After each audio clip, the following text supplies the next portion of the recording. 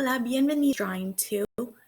We are back at it again, creating projects over the internet and at home. So this is quite the experience. I hope you had a great weekend, month, whatever day we're on, but I hope it's great and it's treating you well during this time.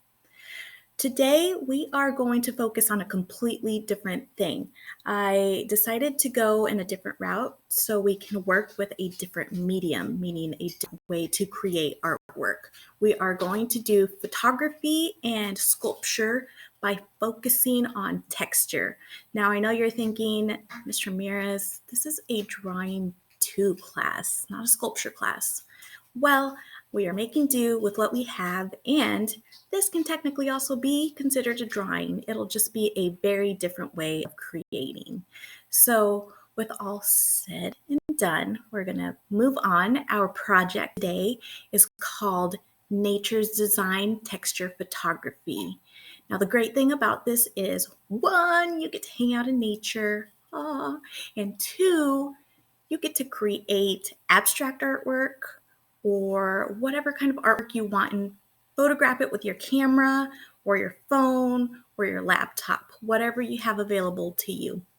Now, let me go ahead and pop my head down here in the corner. I know that we have a lot of precious time, so I will make this presentation quick.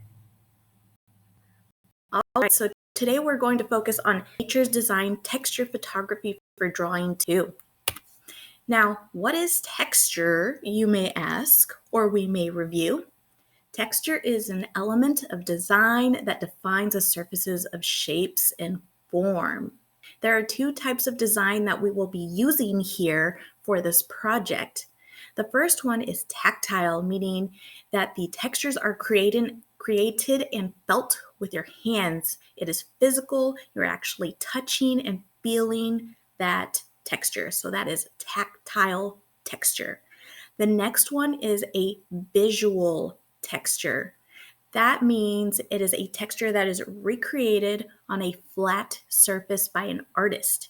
If you look on the right-hand side, you can see all those awesome textures that have been created by someone using letters, lines, and other shapes to create these awesome, funky looking textures that almost look like they're rigid or fuzzy or kind of spiky in a sense.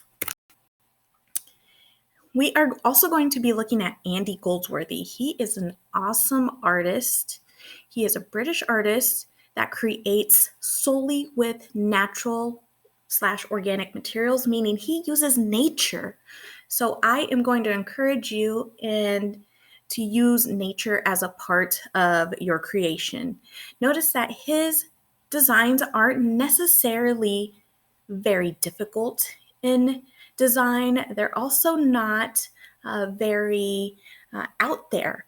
If you look at the one on the left-hand side, it is a bunch of colorful leaves situated in circles, and he is using the different types of leaves with their different colors and creating a design and creating a variety with the different textures of the leaves and the ground that he's using to create on. So he is also keeping in mind that site, that place where he is creating and the materials he is using. The image on the right-hand side is Andy Goldsworthy sculpture of him creating this glowing aura from the tree. He is using yellow leaves to make it look like the bottom of this tree is glowing. If you can believe it or not, that is not photoshopped. It is solely yellow bright leaves and orange leaves that kind of dissolve into that nice rustic look. So the materials you will be using today are going to be the place that you're using, the yard, the pavement in your driveway, tree. You may also use paper as your flat surface. Just keep that one in mind. You'll also be using natural organic materials, which include things such as rocks, leaves, flowers, sticks, seeds, weeds, etc. You will also need a camera. You may use your phone, your actual camera if you have one, or a laptop. I am also encouraging you to use filters to make these pictures more interesting and add more artistic design to them. So you may use the filters on your phone, your social media apps, or you can go on your computer. Pixlr.com is a great resource. It's also free and it's fun to use. Or if you have anything other than that, like Photoshop or any other computer editing system, you may use that. Here is my first example. As you can see, the steps to progress in making this small sculpture, I used dandelions, I used sticks as well as purple blossoms and little golden leaves to create this kind of circular, pentagonish also design that looks like it's shooting little leafy rays. And I did this in the comfort of my yard by just finding all these random little natural things. Here is my final image. I titled it Spring Ritual. And what I did was I applied a couple of filters from my phone itself by playing with the brightness, the exposure, the saturation, and all of those fun things that you can use on your phone or on your social media apps to make these have a more extra thing to it.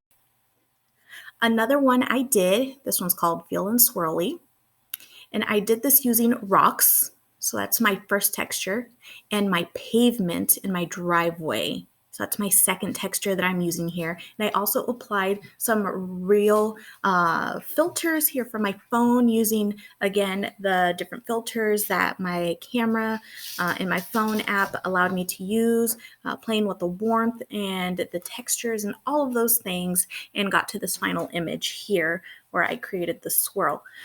I'll be uploading tomorrow the how-to video on how I started off that Feelin Swirly guy. Now, Nature's Design Photography, I'm going to go ahead and pop this out here so I can pop my face back in. Nature's Design Texture Photography, my expectations are that you will use natural materials only to create a design on a chosen site. Now, your chosen site doesn't necessarily have to be natural. It can be on top of a piece of paper or on your table inside your house. I just don't know what people in your house will say if you bring all those materials inside during that time. So again, you will use only natural materials to create a design on a chosen place.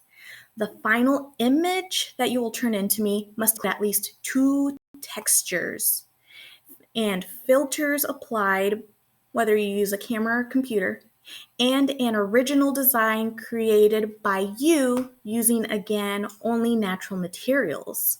The materials you will use for the project are: 1, you will need your site or your place where you're going to create.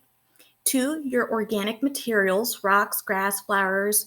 See, I have my little flowers here to add a little pop to our class today.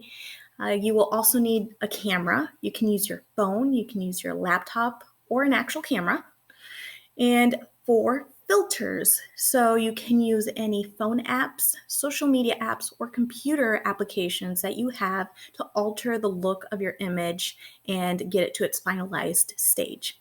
This project is going to be due on May 1st in Google Classroom, and you will have my expectations written out in the class as well if you take a peek there. But that is what I expect from you guys. Otherwise, that is all I have for you. Enjoy being out in nature. Have fun with this project. I had fun sitting on my butt in the yard trying to find things to create these images for you. So I hope you feel the same way. If you have any questions, feel free to reach out to me. Otherwise, the only other thing I have is, if you're interested, I am hosting a virtual art show for Farmington High School. It is called Home is Where I Made This. You may send me any images of artwork or craft work that you have made at home during this time to my email, which is also provided in the Google links. Make sure to check that out. All artwork and craft work is due by April 22nd, which is this Wednesday. If you are interested, please check it out. please send me those images and I will be more than happy to add those on for you. Otherwise, have a great day. Have a great 2 weeks. And I will be in contact with you guys as well throughout the time. If you have any questions, again, reach out to me. Otherwise, hasta la vista. I'll see you later.